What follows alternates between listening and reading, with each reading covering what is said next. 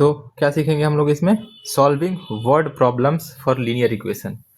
अब इसमें कुछ चीज हमको हमेशा ध्यान रखना होगा। सबसे पहला जो चीज होता है ये हम ध्यान रखेंगे, अगर लीनियर इक्वेशन के किसी भी वर्ड प्रॉब्लम में अगर लिखा है मोर देन या एडेड टू या लिखा है इंक्रीज्ड बाय, ये सब अगर लिखा है तो इन सब का एक ही मतलब होता है पॉजिटिव, यानी प्लस करना है। अगर कुछ भी ऐसा लिखा है लीनियर इक्वेशन के क्वेश्चन में जिसका मतलब है कि वो चीज ज्यादा हो जाए, वो चीज बढ़ जाए, हमेशा क्या लिखेंगे? प्लस। जैसे एक एग्जांपल यहां देख सकते हैं कि a number x increased by 3। तो हमको बस ये ध्यान रखना है कि अगर यहाँ पे इंक्रीज्ड वर्ड लिखा हुआ है तो इसका मतलब यही होगा कि वो प्लस, इंक्रीज मतलब ज्यादा हो रहा है।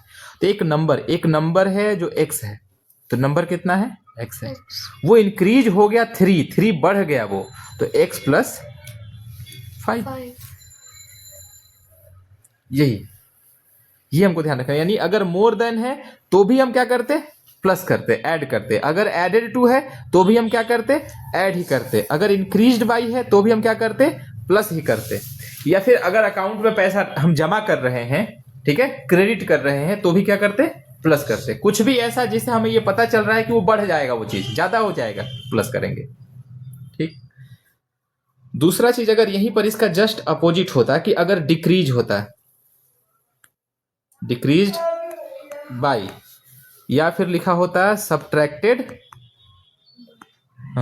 टू या सब्ट्रैक्टेड बाई, या फिर लेस देन कुछ भी ऐसा, या डेबिटेड लिखा होता, अगर अकाउंट से पैसा क्या हो गया? डेबिट हो गया। ऐसा कुछ भी जिससे हमें ये पता चले कि वो चीज कम हो जाएगी किसी भी तरीके से, तो लीनियर इक्वेशन में उसे नंबर में चाहिए, यानी इक्वेशन में चेंज करते समय उसे हमेशा किससे डिनोट करेंगे? नेगेटिव से, यानी माइनस से। ठीक। जैसे इसको ऐसे समझ सकते हैं, आगे बहुत सारे एग्जांपल देखेंगे तो यहां पर फिर वही क्वेश्चन हम लिखेंगे जैसे पहले लिखे थे कि a number x decreased bye 3। तो यहां पे हमें क्या समझ में है कि एक नंबर है x है, वो डिक्रीज हो गया, और हमने कहा अगर डिक्रीज्ड बाय रहे, लेस देन रहे, सब्ट्रैक्टेड रहे, सबका मतलब एक ही है कि माइनस करना है। तो 3 कम हो गया, कौन? x में से 3 कम हो गया, है ना? यानी अगर ये पता है कि किसका मतलब क्या है तो हम उसे चेंज करेंगे इक्वेशन में, क्योंकि वर्ड दिया रहेगा, आपको इसे समझना है। ठीक है। थर्ड जो रूल है कि टाइम्स अगर लिखा है, क्या लिखा है? टाइम्स। तो टाइम्स का मतलब होता है मल्टीप्लाई। क्या होता है? मल्टीप्लाई। ठीक है। टाइम्स मतलब मल्टीप्लाई, यानी अ नंबर लिखा ऐसे है कि 2 टाइम्स ऑफ p। तो यहां पर क्या दिख रहा है हमें कि एक नंबर है p और ये 2 टाइम्स। तो हमने क्या कहा? टाइम्स का मतलब क्या है? मल्टीप्लाई। तो आप इसको कैसे चेंज करेंगे? 2 टाइम्स मैंने मल्टीप्लाई p, यानी 2p। अगर टाइम्स है तो इसका मतलब है मल्टीप्लाई। अब अगर ट्वाइस लिखा है, क्या लिखा है? ट्वाइस। तो ट्वाइस का मतलब होता है मल्टीप्लाई बाई 2। ओके। अगर 2 टाइम्स लिखा है तो भी वो है, लेकिन सिर्फ ट्वाइस लिखा है तो ट्वाइस का मतलब ही होता है कि नंबर 2 से मल्टीप्लाई हो गया। अगर थ्राइस लिखा होता, क्या लिखा होता? थ्राइस।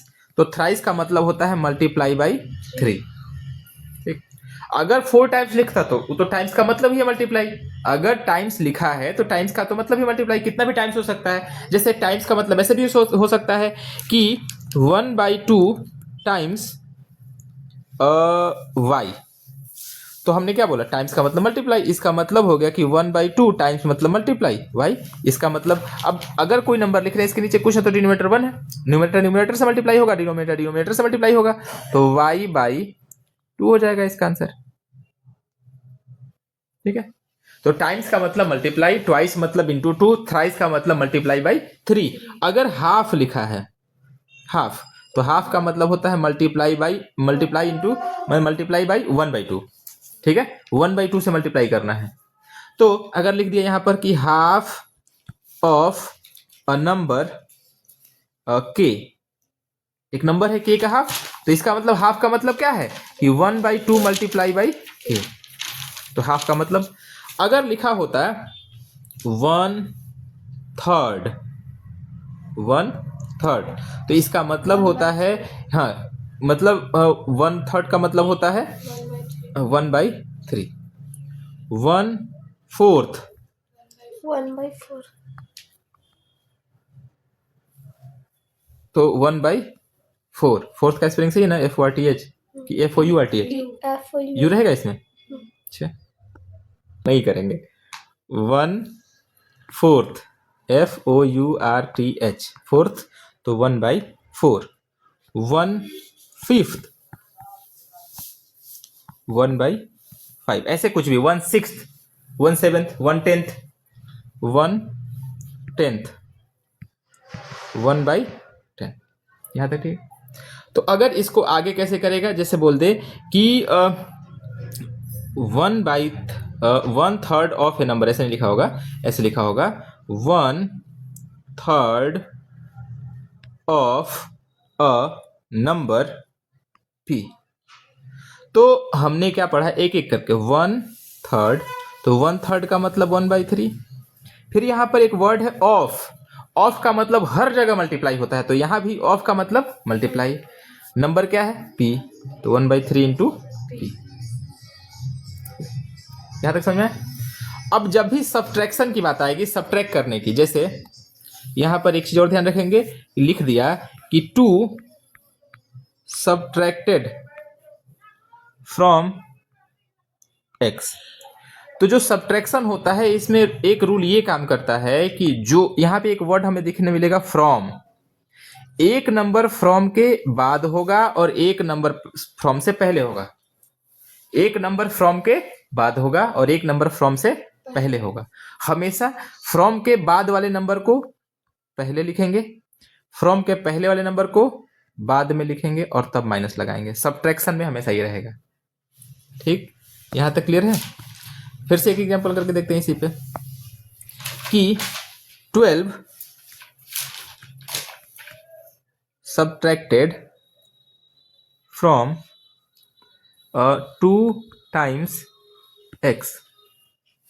तो यहाँ अलग अलग हमको करना पड़ेगा। इससे पहली बात तो 12 है, ठीक, सब्ट्रैक्ट करना है और सब्ट्रैक्ट करना है तो पता चल गया कि हम माइनस करेंगे।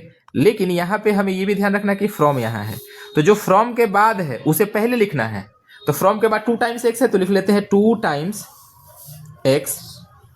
फ्रॉम के पहले क्या है 12 है, ये पीछे जाएगा और क्या होगा माइनस। ये हमेशा ध्यान रखना है वरना 12 माइनस कर देंगे हम। फ्रॉम सब्ट्रैक्शन में हमेशा जो फ्रॉम से पहले होगा वो बाद में जाता है। अब 2 टाइम्स, अभी हम लोग पढ़ के आए टाइम्स का मतलब मल्टीप्लाई, तो यानी 2 इंटू एक्स माइनस 12। अब 2 में x से हम लोग मल्टीप्लाई करके पहले पढ़ चुके हैं कि जब भी दो अलग अलग नंबर रहेगा जो मल्टीप्लाई नहीं हो पाएगा तो बस उसको साथ में लिख दें। तो 2x माइनस 12 इसका हो गया इक्वेशन फॉर्म। यहां तक क्लियर है? तो अगर ये हो गया है तो हमें अब सब कुछ समझ में आ जाएगा। ओके, ठीक। तो यहाँ पे वर्कशीट 1 अगर हम करेंगे यहाँ पर